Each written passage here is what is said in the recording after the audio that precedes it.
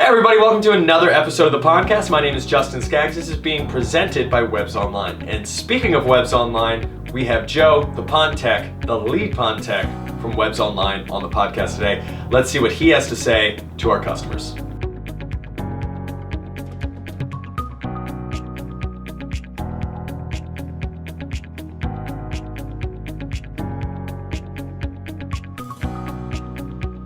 All right, guys, you can obviously tell because of the scenery and the person sitting next to me, we are back at Webbs HQ. Joe, thank you for taking a little bit of time. Of course, you're welcome. So we were going to try something different. The Pondcast at WebbsOnline was getting some questions, and that is the email that you guys can always contact us with any of your questions if you want that answer to be featured in our long-form podcast. So a lot of these are timely, just going into winter, so it might skip past fall into the winter thing, but I have one from Susan in Minnesota, and she said basically this is her first year with the pond, and she knows that they get really ridiculous winters up there, and she just doesn't want to kill her fish. Right. So it's kind of a 101 question, but you know, what would you give her if she had called you directly? Well, there's options. Obviously, in that state, it gets pretty cold. Yeah. So a de-icer would be probably the best option, as it's low maintenance, just sits, floats, creates some ambient heat.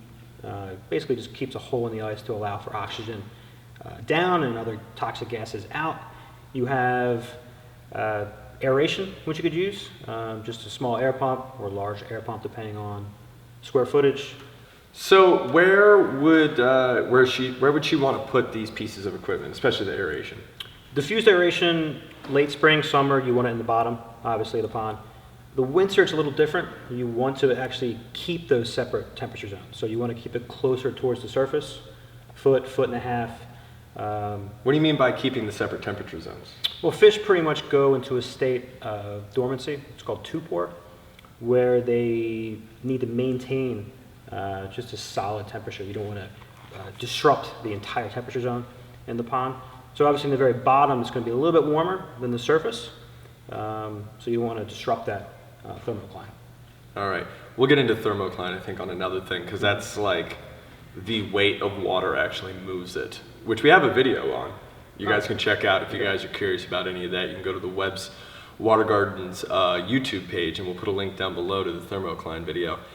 We have one more question, which I actually picked because I think it's kind of the opposite. Okay. So this gentleman is in Georgia and says that he doesn't usually see snow, so he was nervous, should he spend the money on getting, the typical equipment, which you just mentioned, which is the de-icer and things like that. Yeah. It might not be necessary in Georgia. I mean, it's obviously lower Georgia is basically Florida. Upper Georgia, you may experience some freezing. So you may not need a de-icer, but you could always utilize that aeration. You could even use just a submersible pump. Just keep it close towards the surface, agitate the surface.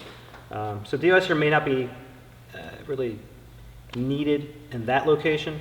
So you can look at diffused aeration or just submersible pump, rather.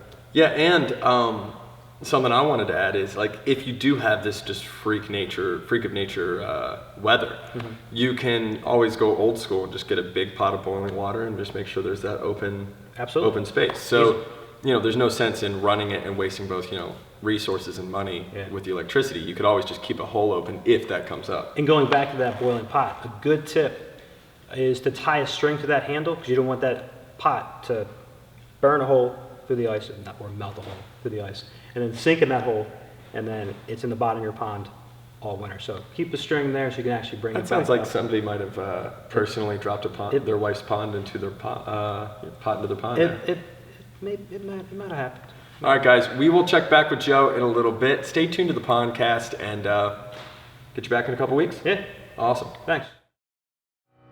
If you guys have any questions that you'd like answered by Joe on the podcast, please feel free to email us at pondcast@webbsonline.com. And until next time, take care and enjoy your pond.